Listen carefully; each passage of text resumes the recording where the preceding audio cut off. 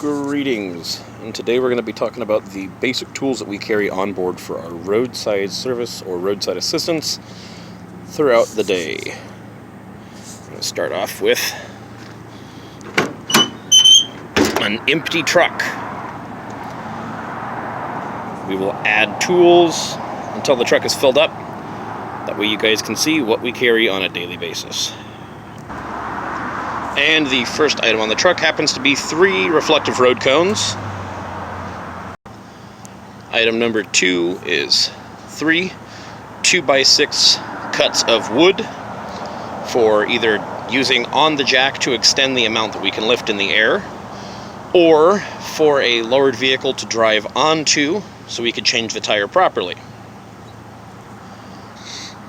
Item number 3 is 2 2-gallon fuel cans and a plastic little tote box to put them in case they spill for any reason. It goes in the little box for the most part. Helps prevent spills across the bed. Item number 4 on our list, being our jump pack we use every day, multiple times a day, is our Caterpillar jump box.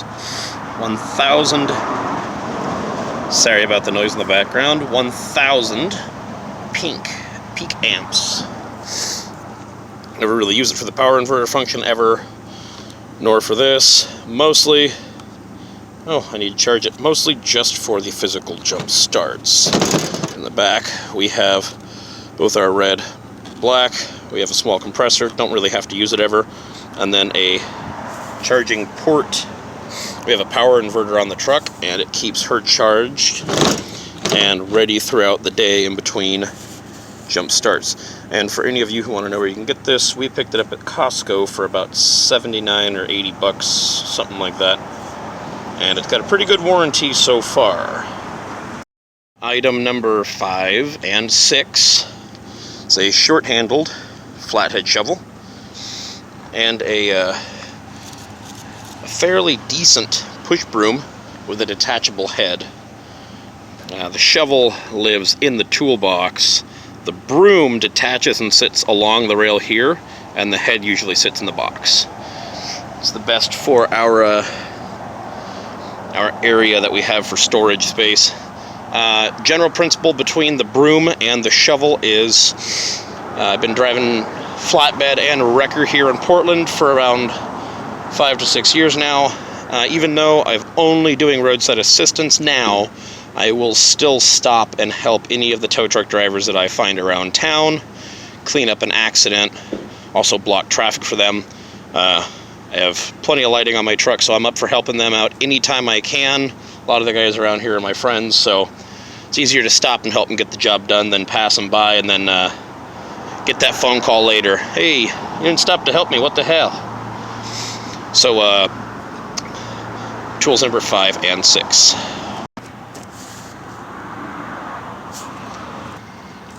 Item number 7 is a axe. It's an axe.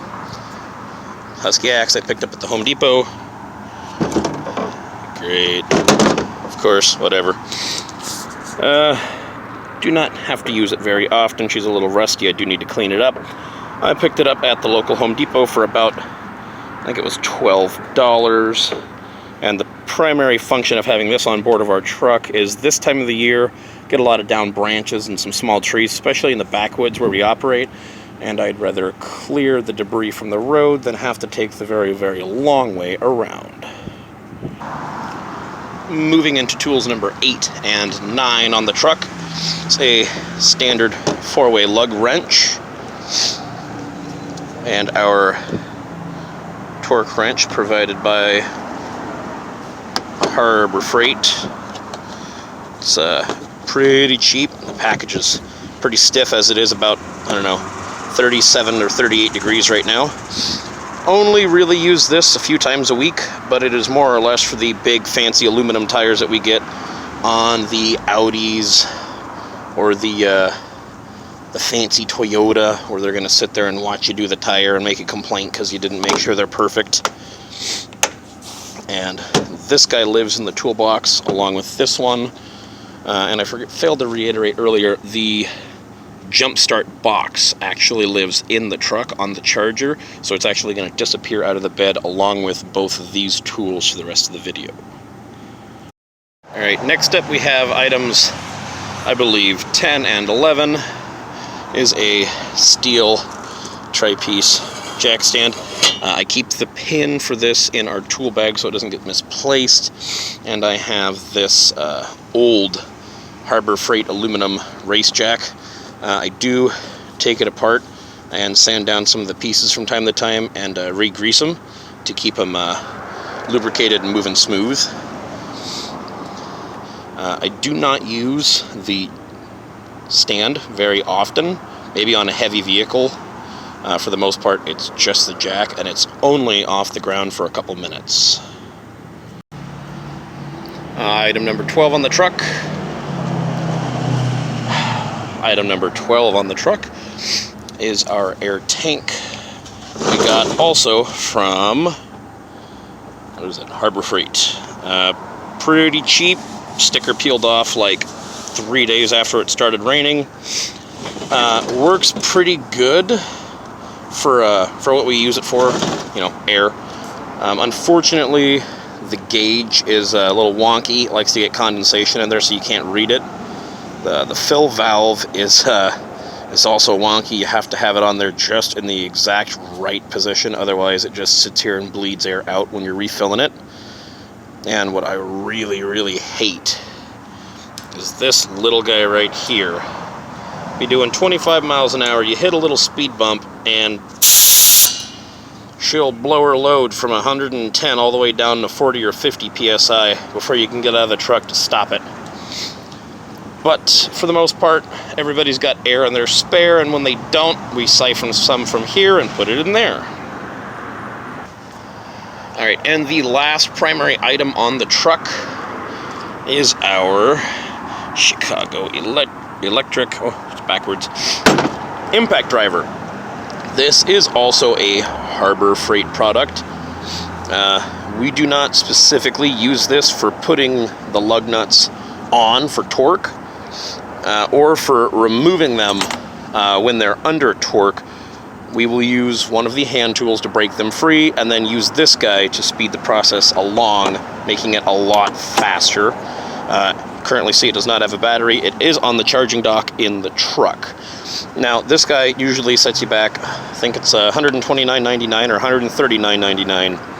Now, if you do the smart thing and you wait for it to go on sale, it'll come up for 99 bucks.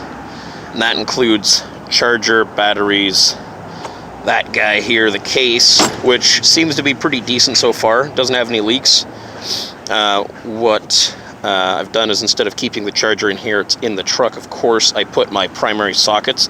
And this one here, if you're from Pacific Northwest, you'll notice that this one is a Les Schwab socket for a truck. We deal with a lot of Les Schwab customers around here.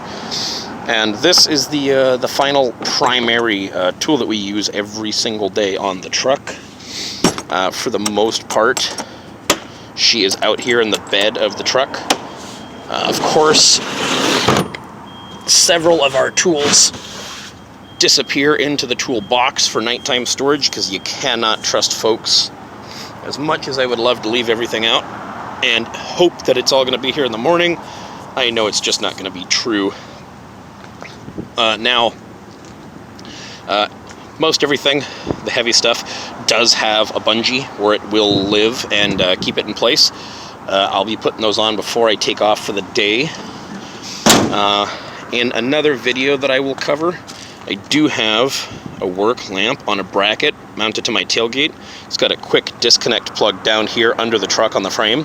That way, if I need to take the tailgate off, I can. I will get into lighting product. I really do hate the sticker. We got it online. It was dirt cheap, so if any of you know where we can get a good quality logo made or anything like that, would love to apply one to the tailgate. Maybe some chevrons on here.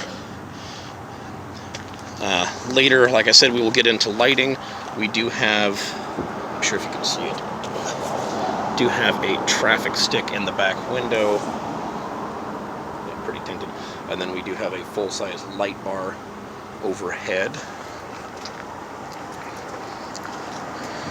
as well as a two-piece amber in the front windshield. But anyway, like I said, we'll go through all of the lighting in another video. That way you guys can see what we're using here in Oregon. And I will list the laws that say what we're allowed to have here in Oregon. Check with your local laws before you start putting on just random lighting. You never want to get in trouble, get a ticket. Then again, it is better to ask for forgiveness than it is for permission. Have a good day. Everybody drive safe out there. And if you have any questions or comments, go ahead and leave them down in the doodad at the bottom.